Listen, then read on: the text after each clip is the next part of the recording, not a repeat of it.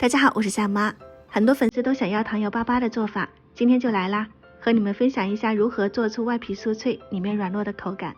首先准备1斤糯米粉，尽量挑选好一点的，倒入400毫升温水，搅拌到没有干粉，揉成团。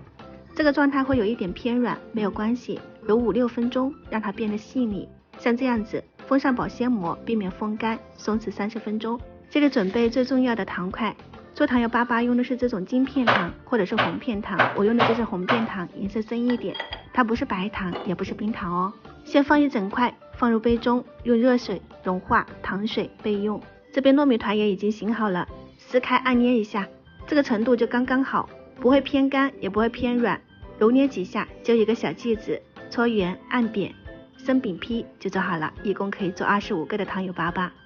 锅里面倒入宽油，这里注意是冷锅冷油哦，再倒入之前融化好的糖水，开最小火慢慢熬煮，